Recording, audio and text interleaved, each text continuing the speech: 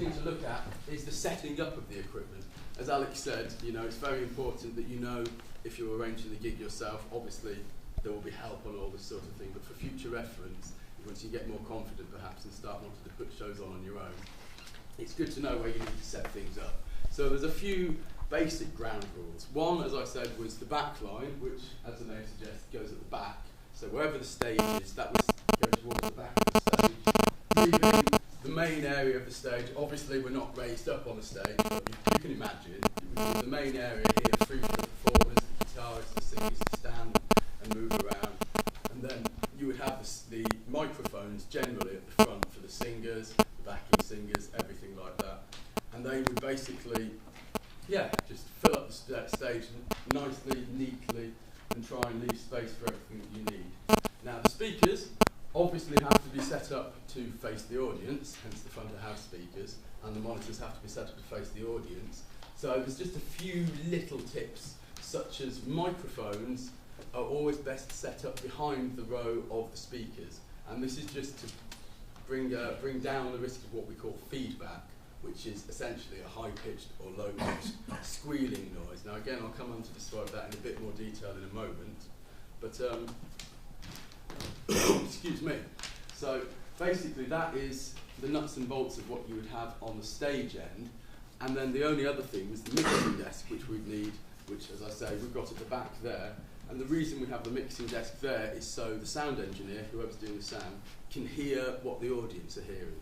Because if the sound engineer is on the side of the stage, although that might be more convenient and out of the way in a small venue, they wouldn't be able to hear what the audience hears, so the sound quality wouldn't be as good.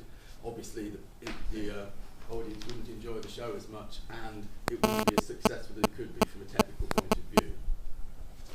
Okay, now, the back line, I'm sure we're all fairly familiar with what a drum kit is in general, but just to quickly go through it, it has the constituent parts, and these will be the same pretty much whichever drum kit you were using, and wherever you were using it. We have a kick drum, and then we have what's known as a snare drum. We'll demonstrate all this in the sound check in a moment. And then we have what are known as the toms, and finally we have the cymbals. So all of this builds together to create a drum kit, which needs to be used. And if you were providing something like that, you'd need to discuss with the bands what they were able to bring and what you were able to provide yourselves, and make sure that all the avenues were covered. So the connections for the PA is the next thing. Once you've got the PA set up, and as you see, we've got the speakers here facing the audience, the monitors facing back, we've got the back line in the right place. The next thing to think about is how you would connect it up. So we have two basic types of lead, and I'm just going to get those. Oh, sorry, can I squeeze through it, please? Just to give you a quick demonstration. Now, I think. So you were hiding the other leads? Yes. How is that me hiding the other leads? It's not, I just wanted an excuse to moan at you. Great. Okay, Story of my life. Microphones, which is most of what you would be using on stage to pick up sound either from instruments or from people's voices, are connected with a cable which is called an XLR. And this is what's known as a balanced cable. That means that the signal is basically cleaner, there's less chance of hiss or distortion, and it's generally a higher quality cable. So we always try and use that sort of cable. Now these could either be connected on a small gig, you could connect the microphones directly into the mixing desk, or on a larger gig, you have what you can see here. It looks like this bizarre wheel-shaped device, but this is actually what's known as a multi-core. And all that is essentially is a big collection of microphone cables going in one big trunk from the stage to the mixing desk end, and that just helps you to keep it tidy when you're doing the show, because obviously you wouldn't want perhaps 10 or 20 cables trailing through the audience where they could be tripped up on. So we always try and use things like that to make our lives as simple as possible. So the other kind of lead that you might encounter is what's known as a jack-to-jack lead, or quarter-inch jack lead. And if any of you play guitar or bass, you're probably familiar with this kind of lead. It's an instrument lead, effectively. And this is what I was talking about earlier, whereas if you had an instrument that couldn't be mic'd up, say a keyboard, because it doesn't emit any sound without speakers or an acoustic guitar because it's very quiet, you'd use one of these leads to connect it into a DI box, which you can then connect to the main PA and hopefully get all the sound in nice and clear and a good level so it's easy for you to mix and easy for you to work with. Now, the golden rule for connecting anything up, and I think this sounds true for pretty much any kind of equipment, is always plug an output into an input. So we plug the output of the microphone into the channel inputs on the mixing desk, then we plug the outputs of the mixing desk into the inputs on the speakers or into the inputs on the monitor speakers. So as long as you follow that basic golden rule, an output to an input, you shouldn't be able to go far wrong. Excuse me, as you can tell, I don't lecture that often, so I thought I'd come prepared with a few notes.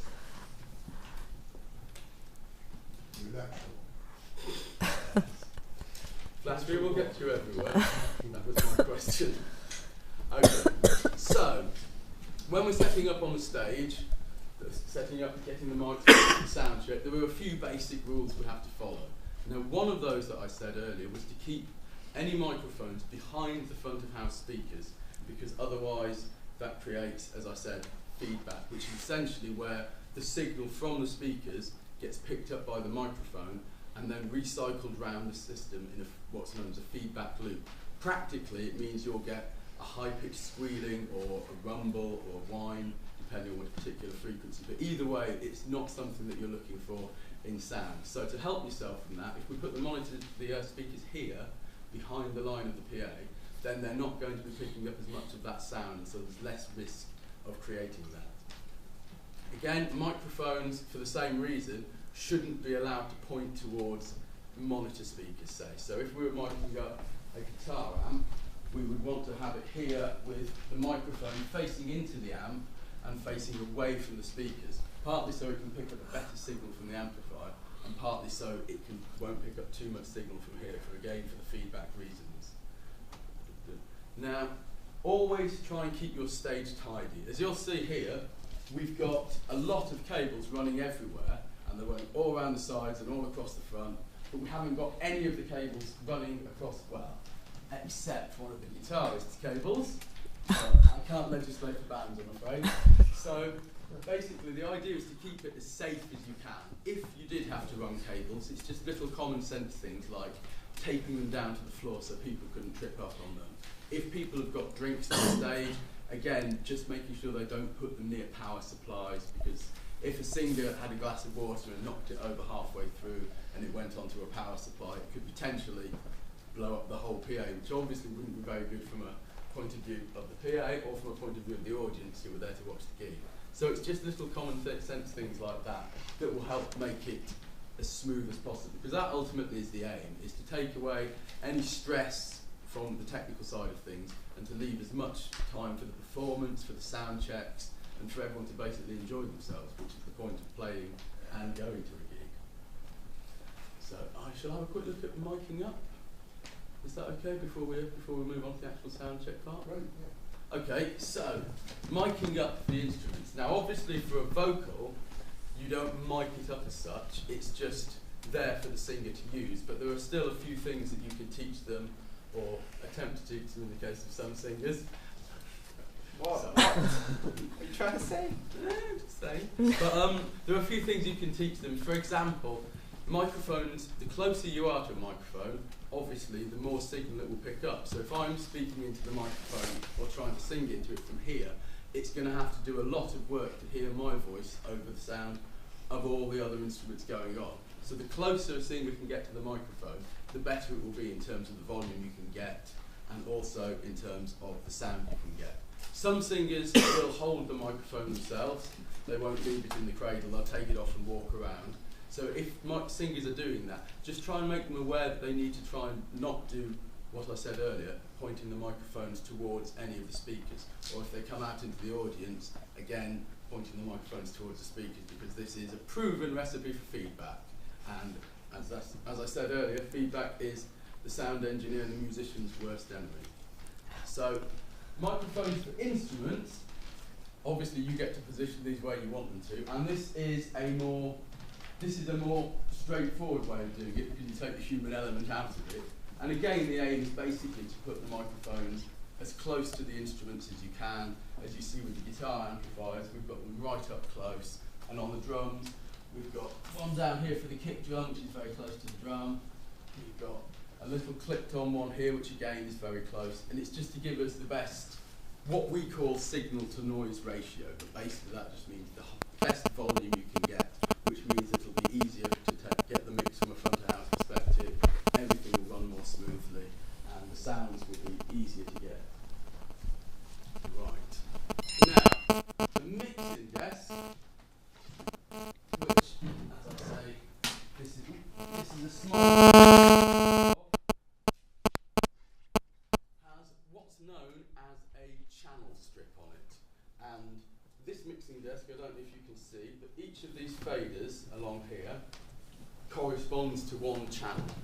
And for each instrument you've got on the stage, you would have one channel. So for example, although you might think of the drums as one instrument, because obviously one drummer plays the drums, it's actually several instruments, depending on how many microphones you have.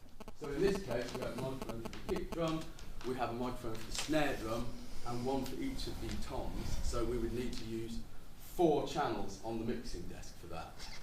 And it's there's a few features which might seem complicated to start with. I mean, I know these things look like they've got a lot of knobs and dials, but they are really quite easy to learn once you learn them. So, shall I just do a quick rundown of the features? Yeah?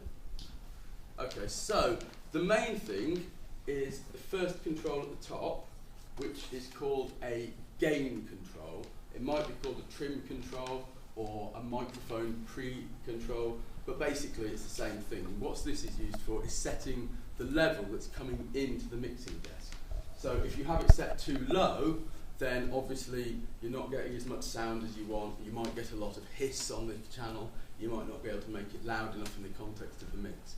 If you set it too high, then you might overload the channel, which would cause a distorted sound because it's electrical and it can only handle so much input. It's like if you went and whispered into someone's ear or spoke into someone's ear, they could hear that fine, whereas if you shouted into their ear, it would be too loud for them. It's the same principle. An instrument can be too loud for the electronics effectively. So once you've set that and you've got a level coming in, you then have what's known as the EQ, or the equalization. And this is used for basically adjusting the sound of each thing that you have.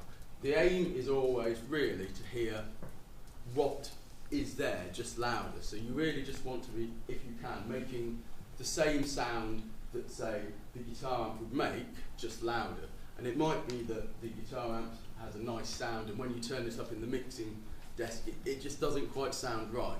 So the EQ is basically used to let you adjust the sound to make it sound the way you want it to.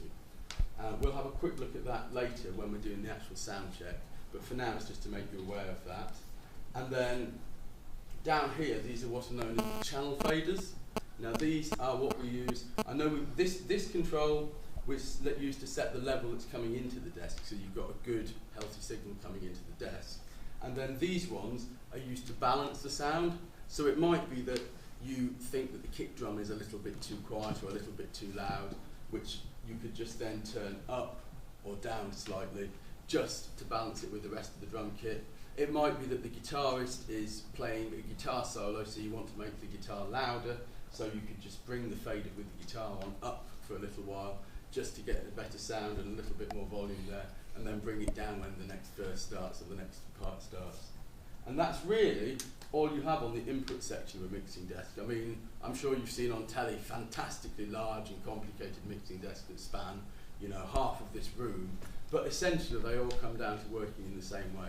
Sound goes in, and then sound goes out. So we've looked at the sound coming in, and then for the sound going out part of it, we have what's known as the master section. And this is the section where you choose what you're sending to the speakers. So you can be sending, with these two faders, you'll normally get 2 for the left and right. It's what's known as a stereo mix, and it's the same as having a home stereo.